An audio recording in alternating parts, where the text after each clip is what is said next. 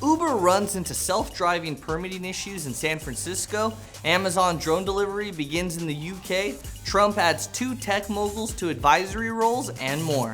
It's Wednesday, December 14th, and this is Crunch Report. Hope everyone has been having a good week so far. Keep up the hustle. Let's dive into the tech news.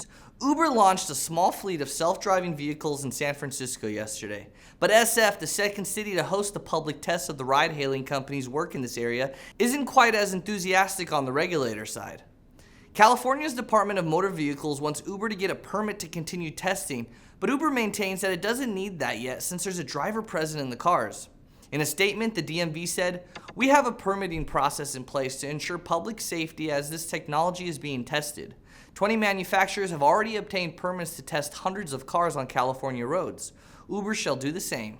Uber probably just doesn't want to wait in line. That's why they haven't gotten the permit. Damn DMV lines.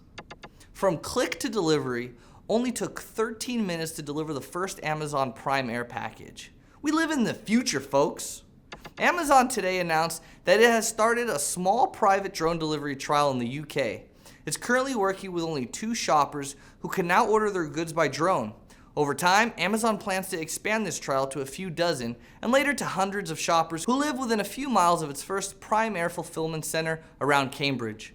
Amazon tells us that the current batch of customers will be able to order 7 days a week, but only during daylight hours and when the weather is okay to fly. I'm a fan of this whole drone delivery idea. Been 3 years now since initial announcement, and every time I get giddy with all the new news. It's always around this time. What happens in Vegas stays in Vegas, am I right? Unless it's in the cloud, then it's not in Vegas. A new plan from the Wynn Las Vegas hotel could end up doing just that. Steve Wynn, CEO of Wynn Resorts, wants to make accessibility of Amazon Alexa standard in guest rooms throughout the hotel. This has some spook that hackers and best friends with too much cybersecurity knowledge for their own good alike could tamper with the device to listen in on guests. Though, this does beg the question, what exactly are you afraid of people finding out? The $216 you spent on vodka last night isn't going to end up anywhere except a marketing campaign for Absolute.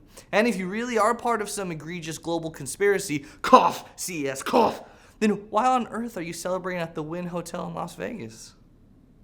As major tech leaders descend on Trump Tower for a meeting with the president-elect, 2 major forces in tech are getting elevated to an advisory role within Trump's forthcoming administration.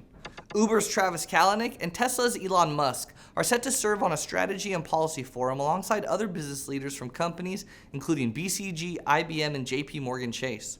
We don't yet know what role these leaders will have, but it's interesting to think about why the 2 were chosen over other prominent tech leaders. Musk, for example, is notably close to Trump's ear massager in residence Peter Thiel from PayPal.